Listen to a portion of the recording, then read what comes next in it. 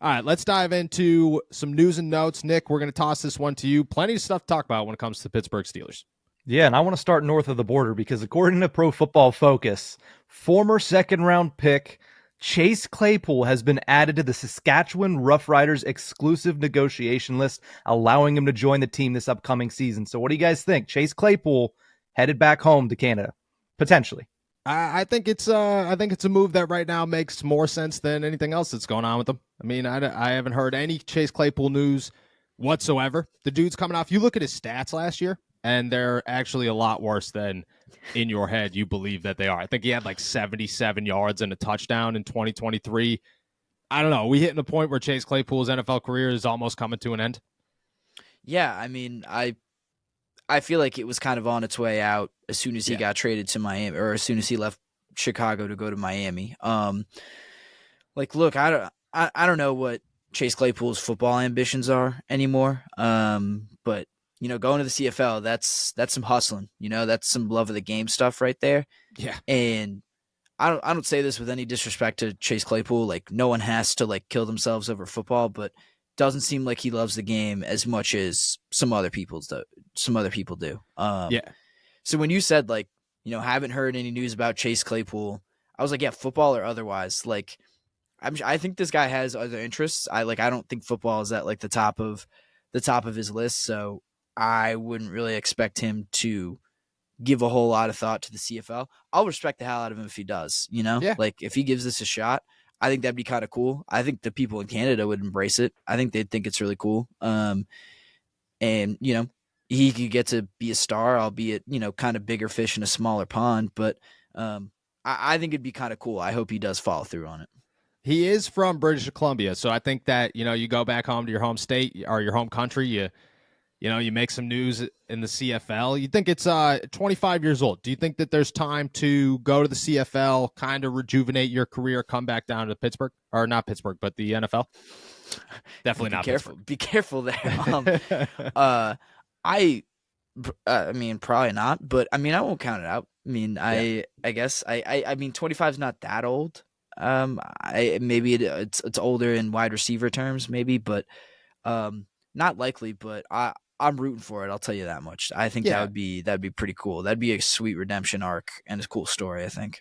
Yeah, I agree. I'm all about, Chase Claypool he had his issues in the locker room, but I thought he always treated, at least the media with some respect, me with some respect. So I'm hoping the best for Chase Claypool. I've said this all week long. I'm pro player always. And, if you got to go to the CFL to make some noise, I could see him signing after the NFL draft somewhere and hitting a 90-man roster, but I'm shocked that it's the CFL and not the UFL. Where would you rather go? Would you rather, if you're a player, you think the best shot back to the NFL is the UFL or the CFL?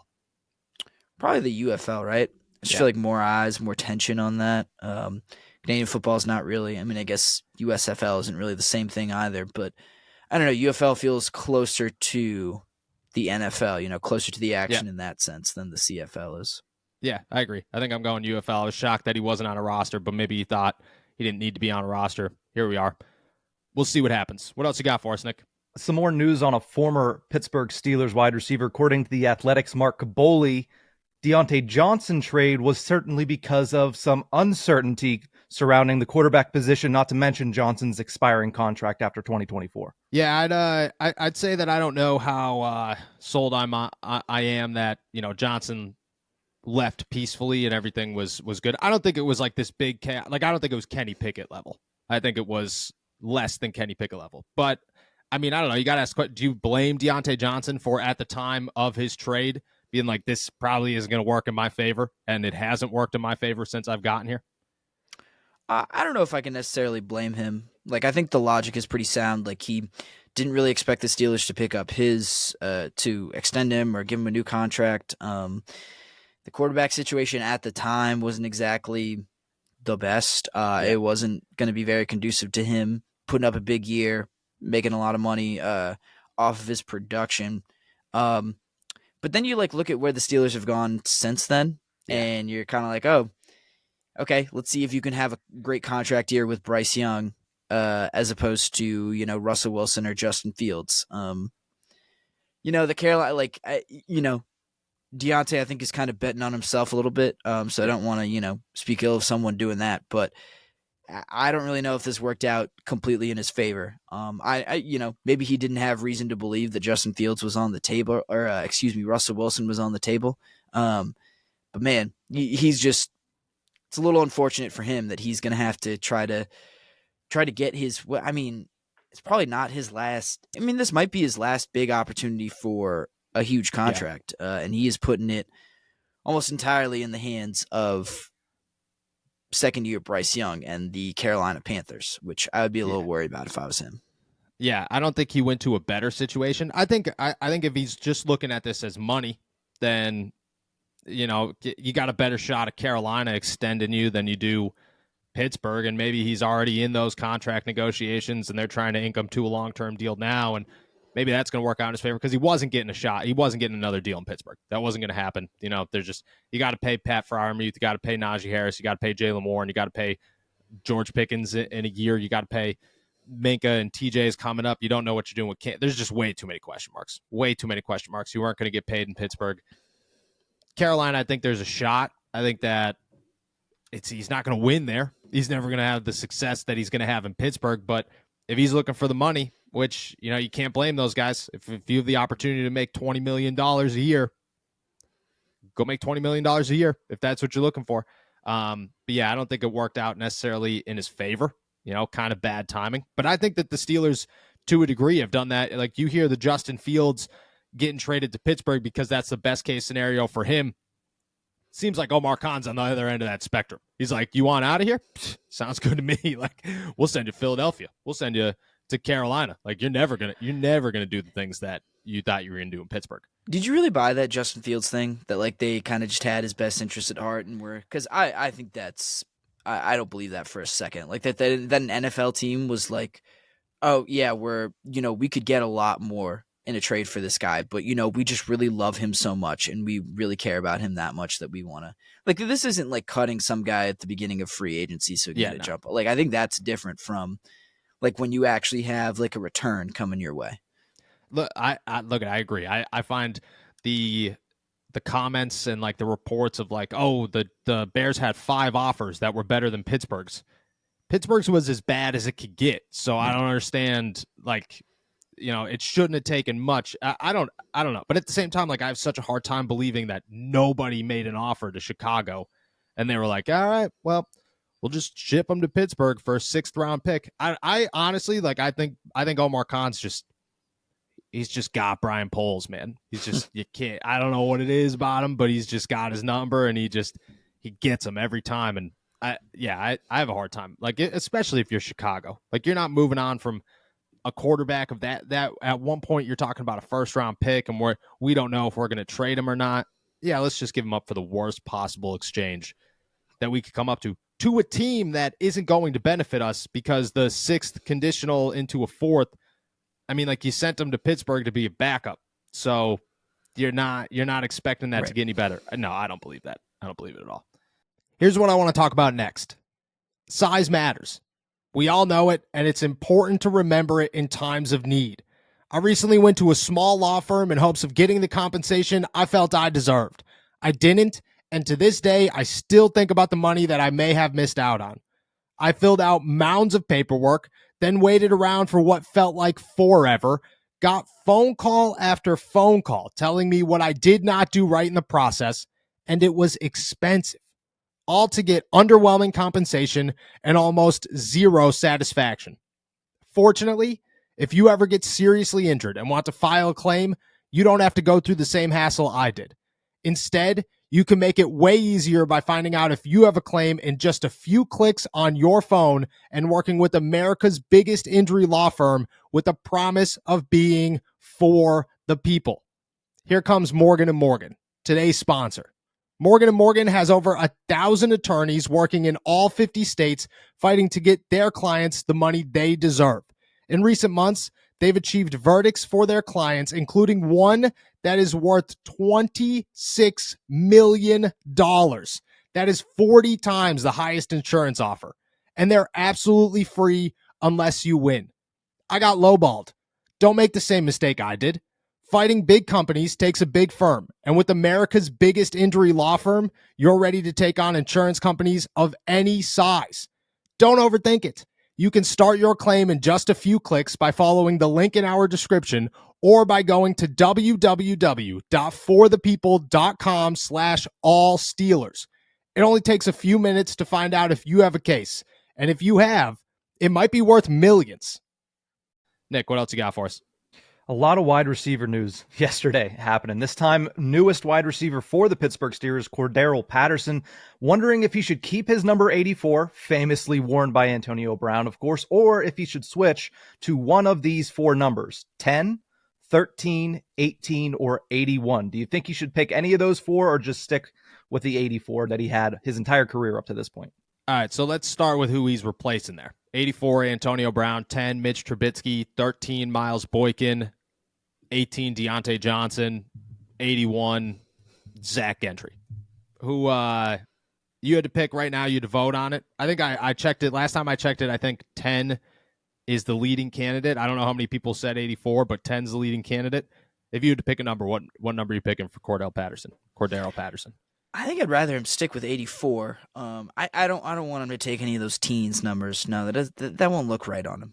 If he's gonna change, it's got to be 81. I feel like Cordell Patterson, like he's a throwback kind of guy, and I feel like throwback receivers wear numbers in the 80s. So I'd want him to stick in the 80s. It just looks like it fits on him, you know. Like I can't imagine him in a 10 or a 13 or something. I also feel like you've got to be, if you're a receiver, you've got to be like 6'5" to wear a teens number, like a single digit number. Like you got to be, it lengthens the body. And I feel like 84, gives him some depth. I feel like this aesthetically, I want the 80s. Yeah, I agree. And I think 81 is a terrible number. So I'm going 84 over 81 all day.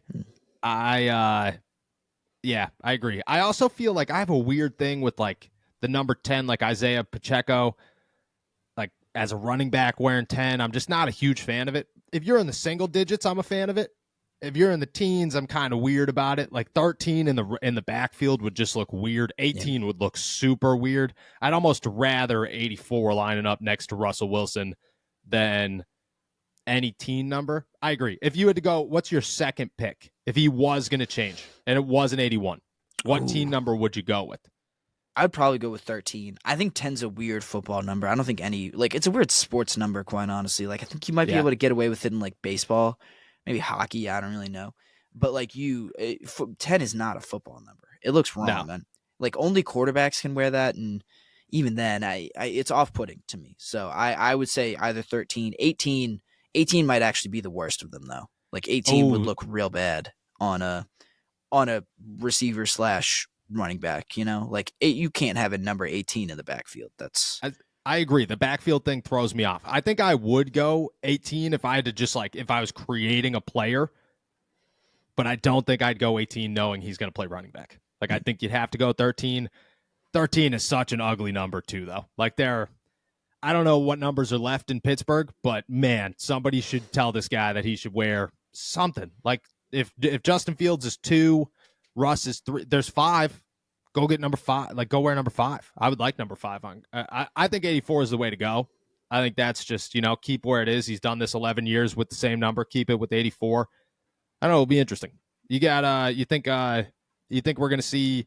Do you think there's more new Cordero Patterson jerseys over the next 2 years if he keeps 84, or you think there's AB with the tape over it Patterson jerseys, more of those over the next 2 years? I'd probably go Antonio Brown with the tape, but I also feel like we'll see a lot of like throwback, like Cordell Patterson, like Vikings jerseys popping up around. Oh, that would be cool. Yeah, like I feel like we're gonna get the real old Cordell Patterson ones. I'd be about that. I think 84 is the way to go. Who cares what AB says? 84 is the way to go. All right, Nick, what else we got?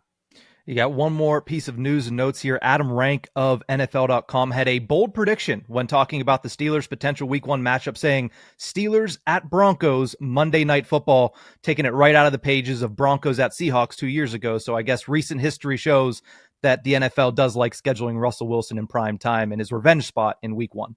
Yeah, we could just ask this question. We'll start personally and then we'll go into professionally here. Is there a better place that we can go to in week 1 to spend a weekend than October or September in Denver? Like, No, probably not. I mean, I don't it's hard to there think is. of one. That would be a pretty sweet trip. Yeah, Like I don't think the game would like, it wouldn't be the same as Wilson going back to Seattle. Um, yeah, just because that like the beef between those between like the beef was between like the team and the fans and Russ. yes, Like there's some real animosity there. I remember watching that game and it was nuts. And then I think Gino like went absolutely nuts in that he game, did. and Russell Yeah, Wilson was not as good. I remember they had a bunch of like fumbles on the goal line or whatever, but that game unfolded in a hilarious way too. I don't think you get the same kind of juice with Russ going back to Denver. Like it'd just be everyone like booing Sean Payton. Like I don't think anyone there hates Russell Wilson. Like yeah, and I think that would affect. But I mean, you look around the rest of the league, like it's hard to think of a game that would be better. That would be more compelling for a week 1 like big setup than Russ going back to Denver. yeah. I agree. I'm saying it's probably the best case scenario for the NFL. Just because like you could look at Kirk. Before the show we were talking Kirk, Atlanta, and going back to Minnesota. Cool. Like you got Kansas City. Probably the Chargers are going to play on Thursday night. I think these are big names. Caleb Williams and the Lions would be another one. Dan Campbell versus the Bears. I think that could make some sense. But I don't think there's going to be a name, and the Steelers are so big of a headline right now that I think that's as big as it can get for a Monday night game. You got all the juice. Russ is going to be saying just the craziest things, coming up to that game. I think that's the best case scenario for the Pittsburgh Steelers. And honestly, like if you're a Steelers fan, that's what you're hoping for, because start on the road in Denver, get a nice win on the road, get those juices flow. Like Russ has a revenge game against Denver, goes off. That's where the juices start flowing the best. And I think that's the best case scenario for the Pittsburgh Steelers. I don't think that there's, really another thing. I mean, I know people wanted to go to Brazil. I'm not. I was heavily against going to Brazil.